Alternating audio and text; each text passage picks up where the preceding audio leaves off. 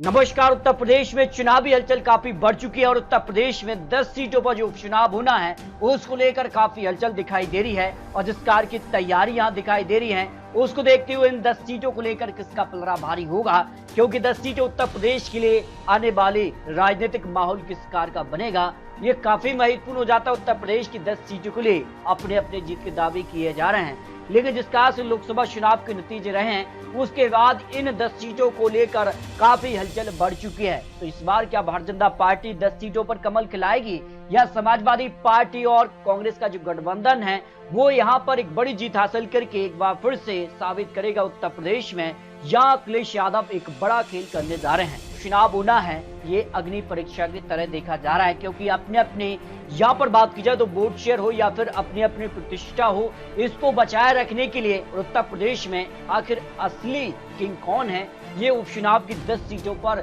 जो नतीजे होंगे वो तय करेंगे। लेकिन इससे पहले जो 10 सीटों का चुनावी गणित है वो काफी चौंकाने वाला सामने आ रहा है, क्योंकि लोकसभा चुनाव के बाद एक बार फिर से समाजवादी पार्टी कांग्रेस गठबंधन में चुनाव लड़ सकते हैं 10 सीटों के लिए। लेकिन जिस तरह से राजनीति उत्तर प्रदेश में देखने को मिल रही है, कई मुद्दों के साथ इस बार विपक्ष यहाँ पर सरकार पर हमलावर है और उसको लेकर काफी हलचल दिखाई दे रही है। लेकिन समाजवादी पार्टी साथ तो कांग्रेस 3 सीटों पर चुनाव लड़ सकती है गठबंधन में, जिस कार की हलचल यहाँ दिखाई दे रही है। क्योंकि अगर बात की उपचुनाव के लिए यहाँ पर 10 सीटों पर जहाँ उपचुनाव होना है, खैर अलीगढ़, मिल्कीपुर अयोध्या, कटहरी अंबेडकर नगर, मीरापुर मुजफ्फरनगर, सीतामऊ कानपुर सीट पर यह उपचुनाव होना है। अब कहाँ किसकी यहाँ पर जो है आंकड़े किसके पक्ष में जा रहे हैं उसके भी आंकड़े आपको दिखाएंगे। फूलपुर, प्रयागराज, गाजियाबाद, मजाबा, कुंदकी और करहल सीट पर यहाँ उपचुनाव होना है। लेकिन आंकड़ों के हिसाब से 10 सीटों पर किसका पलड़ा भारी होगा।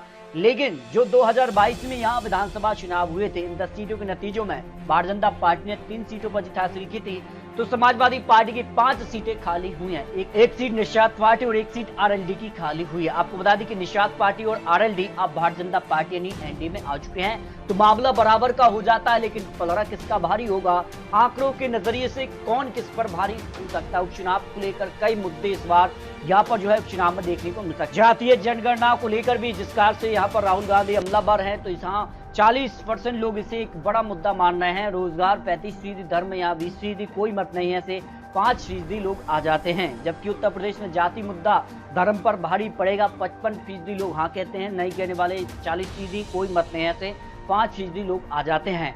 तो निर्वाचन आयोग कभी भी यहाँ पर उत्तर प्रदेश समेत यहाँ पर कई सीटों पर उपचुनाव, करीब 45 सीटों पर उपचुनाव की घोषणा कभी भी हो सकती है। लेकिन उत्तर प्रदेश की 10 सीटें महत्वपूर्ण मानी जा रही हैं।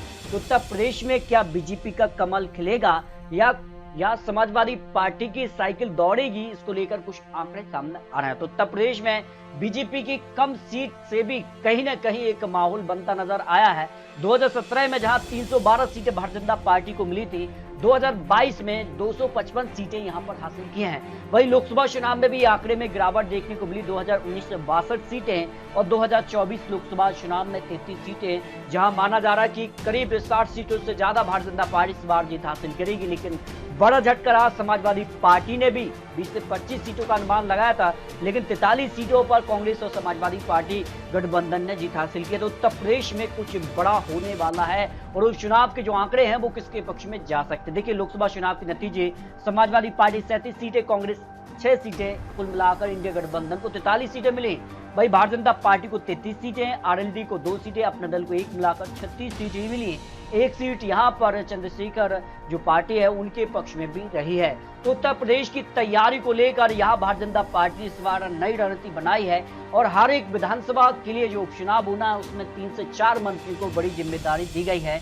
मीरापुर सीट के लिए अगर बात की जाए तो यहाँ पर अनिल कुमार प्रभारी कैबिनेट मंत्री हैं, उनको बड़ी जिम्मेदारी दी गई है। केपी मलिक यहाँ प्रभारी राज्य मंत्री हैं, इनको भी मीरापुर सीट पर बड़ी जिम्मेदारी दी गई। इस तरह से अगर बात की जाए तो हर सीट के लिए 3 से 4 मंत्रियों को यहाँ पर बड़ी जिम्मेदारी दी गई है। अब पलड़ा किसका भारी है ये आंकड़े भी आपको दिखाने जा रहे हैं। लेकिन इसे और महत्वपूर्ण बनाती है मायावती जी की पार्टी। उपचुनाव के लिए अगर बात की जाए तो कई सीटों पर यहाँ पर मायावती जी इस बार जो कैंडिडेट उतार सकती हैं, तो किससे नुकसान होगा, किससे फायदा होगा, इसके भी आंकड़े सामने आ रहे हैं। अगर बात किया है तो यहाँ जो उपचुनाव होना है, मिल्कीपुर अयोध्या सीट सबसे महत्वपूर्ण मानी जा रही, क्योंकि लोकसभा सीट यहाँ अयोध्या की जो है वो समाजवादी पार्टी ने जीत हासिल करके बड़ा संकेत दिया है। तो ऐसे में माना जा रहा है कि अब देश प्रसाद समाजवादी पार्टी यहाँ पर जो मिल्कीपुर सीट है यहाँ उपचुनाव होना है।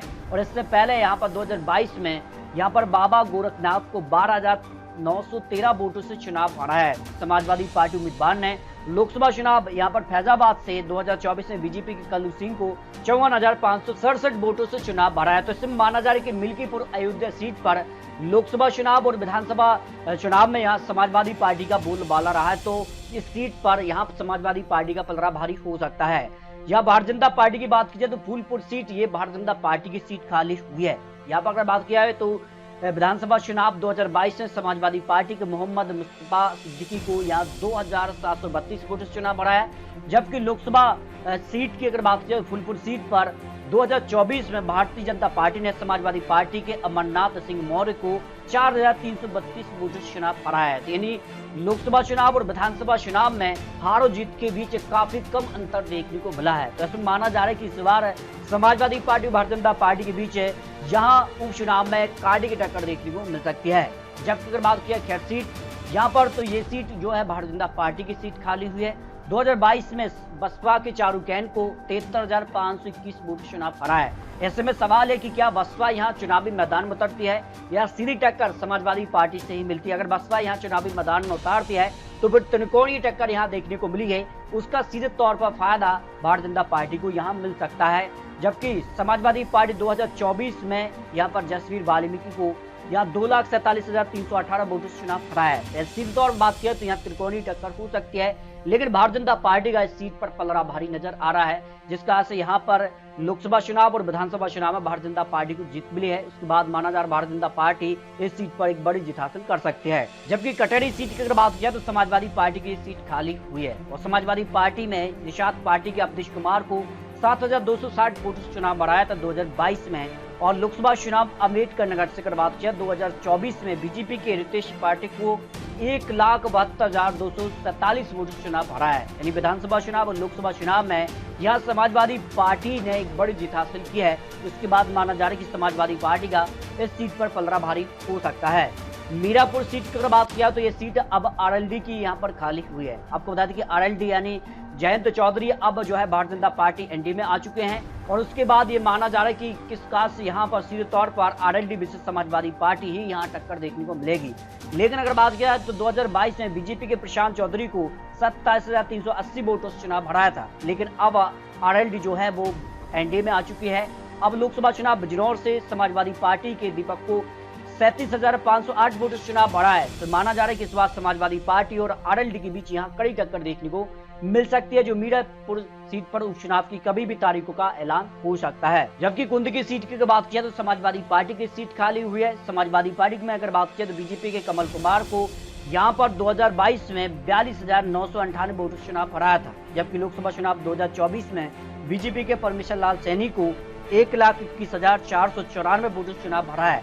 तो विधानसभा चुनाव और लोकसभा चुनाव में कहीं ना कहीं यहाँ पर बात किया समाजवादी पार्टी ने एक बड़ी जीत हासिल की है और आंकड़ों के हिसाब से माना जा रहा है कि कुंद की सीट पर समाजवादी पार्टी यहाँ पर कब्जा जमा सकती है, जो आंकड़े सामने आ रहे हैं। गाजियाबाद सीट की बात की जाए तो सीट पर भारतीय जनता पार्टी ने 2022 में समाजवादी पार्टी के विशाल वर्मा को 1,05,537 वोटों से चुनाव हराया था। जबकि लोकसभा चुनाव 2024 में इंडिया गठबंधन की डॉली वर्मा को 3,36,965 वोट चुनाव बढ़ा है। इस तरह से अगर बात किया तो विधानसभा चुनाव और लोकसभा चुनाव में भारतीय जनता पार्टी ने एक बड़ी जीत हासिल की है। तो भारतीय जनता पार्टी के पक्ष में गाजियाबाद सीट पर उपचुनाव में बड़ी जीत हो सकती है। जबकि करहल सीट जो कि अखिलेश यादव अध्यक्ष समाजवादी पार्टी के हैं, उनकी एक परंपरागत सीट रही है और इससे में माना जाए करहल सीट मैनपुरी से यहाँ पर बीजेपी के यहाँ पर एससी बघेल को 66,782 वोटों से चुनाव बढ़ाया। तो 2022 में समाजवादी पार्टी अखिलेश यादव ने, जबकि लोकसभा चुनाव कन्नौज से 2024 में बीजेपी के सुब्रत पाठक को 1,70,922 वोटों से चुनाव बढ़ा है। आंकड़ों के नजरिए से बात की जाए तो करहल सीट पर समाजवादी पार्टी कब्जा जमा सकती है, जो उपचुनाव को लेकर आंकड़े दिखाई दे रहे हैं।